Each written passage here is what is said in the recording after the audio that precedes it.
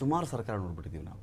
ಈ ನೀರಾವರಿ ವಿಷಯ ಬಂದಾಗ ದೊಡ್ಡ ಬಾಪ್ತಪ್ಪ ಅದು, ಕೈ ಹಾಕಿದ್ರೆ ಸಾವಿರಾರು ಕೋಟಿ ಕತೆಗೆ ಬಂದುಬಿಡುತ್ತೆ ಅಂಥೇಳಿ ಮುಟ್ಟಕ್ಕೆ ಹೋಗಲ್ಲ, ಅದನ್ನು ಮುಟ್ಟಕ್ಕೆ ಹೋಗಲ್ಲ. ಆದರೆ ನೀರಾವರಿ ಅಂತ ಅದ್ಭುತ ಅಂತ ಹೇಳಿದ್ರೆ, ಮೊನ್ನೆ ಯಾರ ಹತ್ರನೂ ಮಾತಾಡ್ತಿದ್ದೆ, ಒಂದು ಕೆರೆ ತುಂಬಿಸೋ ಯೋಜನೆ ರೀ, ಒಂದೇ ಒಂದು ಕೆರೆ ತುಂಬಿಸೋ ಯೋಜನೆ, ಒಂದು ಹಳ್ಳಿ ಭಾಗದಲ್ಲಿ ಒಂದು 100 ಕೆರೆ ತುಂಬಿಸಿದ್ವಿ ಅಂತ ಹೇಳಿದ್ರೆ ಅಂತರ್ಜಲ ಮಟ್ಟ ವೃದ್ಧಿಯಾಗಿ ಜಿಲ್ಲೆ ತಾಲೂಕು ನಳನಳಿಸಿ ಬಿಡುತ್ತೆ ರೀ, ನಳನಳಿಸಿ ಬಿಡುತ್ತೆ. ಅವನಲ್ಲಿ ಬೋರ್ವೆಲ್ ಹಾಕ್ಸ್ಕೊತಾನೆ, ಅವನು ಅಭಿವೃದ್ಧಿ ಆಗ್ತಾನೆ.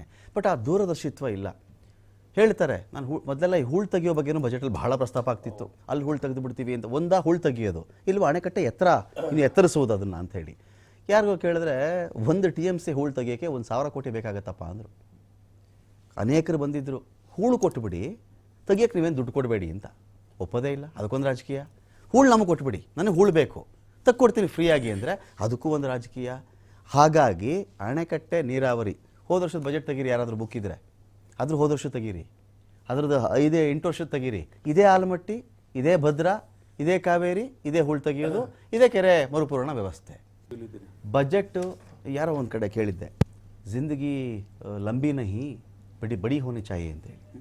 ಜಿಂದಗಿ ಉದ್ದವಾಗಿ ಹೋಗೋದಲ್ಲ, ದೊಡ್ಡದಾಗಬೇಕು ಜಿಂದಗಿ ಅಂತ ಅಲ್ವಾ? ಸೊ ವಿಷಯ ಏನಂತ ಹೇಳಿದ್ರೆ, ಬಜೆಟಲ್ಲಿ ಎಷ್ಟು ಪುಟಗಳಿತ್ತು, ಎಷ್ಟು ಪ್ರಿಂಟಿಂಗ್ ಆಗಿತ್ತು, ಸುದೀರ್ಘವಾಗಿ ಎಷ್ಟು ಗಂಟೆಗಳ ಕಾಲ ಮಂಡಿಸಿದ್ವಿ, ಇದು ವಿಷಯನ.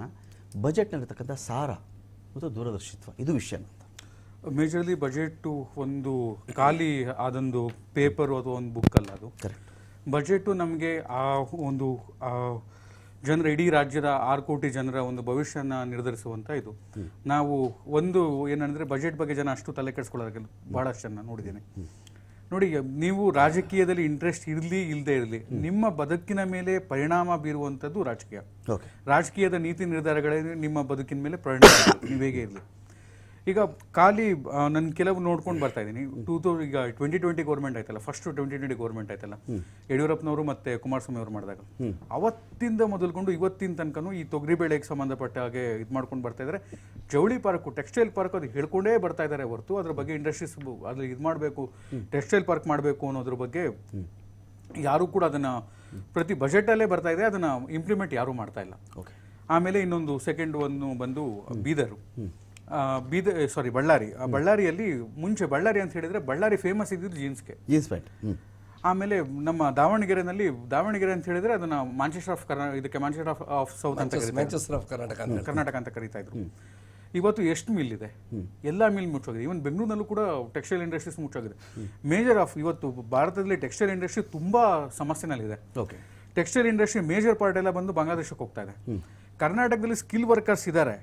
ಹಾವೇರಿ ಅಂತ ಜಾಗದಲ್ಲಿ ಈಗ ಗೃಹಿಣಿಯರೆಲ್ಲ 6,000-7,000 ರೂಪಾಯಿ ಬರೀ ಇದಕ್ಕೆ ಹೋಗ್ತಾರೆ.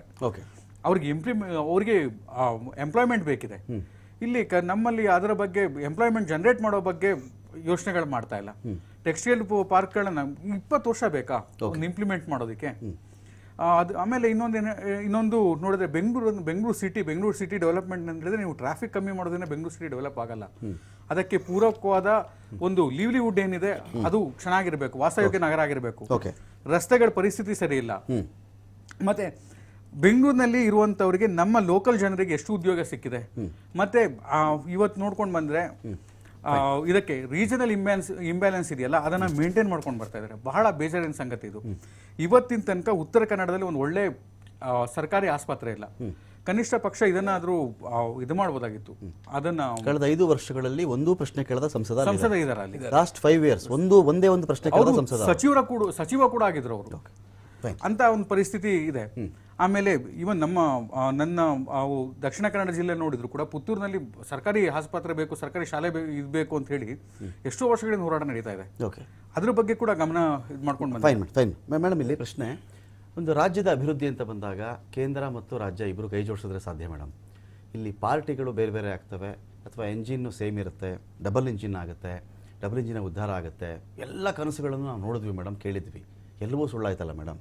ಯಾರನ್ನು ಹೊಣೆ ಮಾಡೋಣ? ಎಲ್ಲ ಪಾರ್ಟಿ ಸೇರಿಸಿ ಕೇಳ್ತಾ ಈ ಇದ್ದೀನಿ. ರಾಜ್ಯದ ಜನತೆ, ದೇಶದ ಜನತೆ ನೋಡಿದರೆ ಮಾನ್ಯ ಸಿದ್ದರಾಮಯ್ಯ ಅವರು ಡೆಲ್ಲಿಗೆ ಹೋಗಿ ಪ್ರೊಟೆಸ್ಟ್ ಮಾಡಿದ್ರು. Okay. ಪ್ರೊಟೆಸ್ಟ್ ಮಾಡಿದ ಬಳಿಕ ಮಾನ್ಯ ಇವರು ನಮ್ಮ ನಿರ್ಮಲಾ ಸೀತಾರಾಮನ್ ಅವರು ಪಾರ್ಲಿಮೆಂಟ್ ಅಲ್ಲಿ ವಿವರವಾಗಿ ಡೀಟೇಲ್ ಆಗಿ ಹೇಳಿದ್ರಲ್ವಾ, IGST ಇಷ್ಟು ಬರುತ್ತೆ, GST ಇಷ್ಟು ಬರುತ್ತೆ, ಸ್ಟೇಟ್ ಟೆಸ್ಟ್ ಇಷ್ಟು ಬರುತ್ತೆ, ಇದ್ರಲ್ಲಿ ಎಲ್ಲವನ್ನು ಡೀಟೇಲ್ ಹೇಳಿದ್ಮೇಲೆ ಇವರು ಮತ್ತೆ ಅಲ್ಲಿಗೆ ಸರಿ ಹೋದ್ರಲ್ಲ. ಅದೇನಕ್ಕೆ ಹಾಗಾದ್ರೆ ಜನರಿಗೆ ಸುಳ್ಳು ಹೇಳ್ತಾರೆ ಸಿದ್ದರಾಮಯ್ಯನವರು ಅಂತ ಹೇಳಿದ್ರೆ ಇನ್ನೊಂದು ವಿಷಯ. ಇವತ್ತು ಬಜೆಟ್ ಅಲ್ಲಿ ಕೇಂದ್ರ 16 ಬೆಳೆಗಳಿಗೆ ನಿಗದಿ ಮಾಡಿದೆ ಅಂತ ಹೇಳ್ತಾರೆ. ಕೇಂದ್ರ 23 ಬೆಳೆಗಳಿಗೆ ನಿಗದಿ ಮಾಡಿದೆ.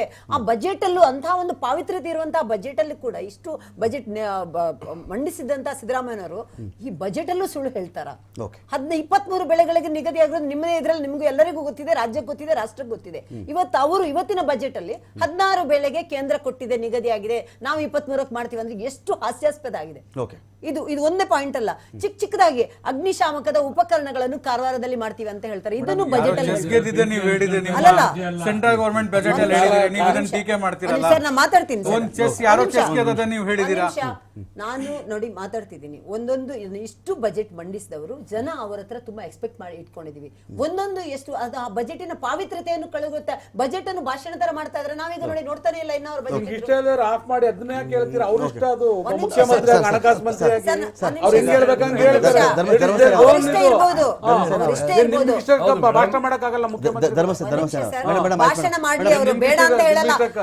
ಸಿನಿಮಾ ತೆಗಿತಾ ಡೈಲಾಗ್ ಹೇಳಕ್ಕೆ ಯಾಕ್ರಿ 23 ಬೆಳೆಗಳಾದ 16 ಬೆಳೆ ಅಂತ ಬರ್ಸಿದ್ ಬೇರೆಯವ್ರು ಬರ್ಕೊಟ್ಟು ಅಂತ ಹೇಳ್ತಾರ ಅವರು. 23 ಬೆಳೆಗಳಿಗೆ ನಾವು ನಿಗದಿ ಮಾಡಿದೀವಿ. Official document.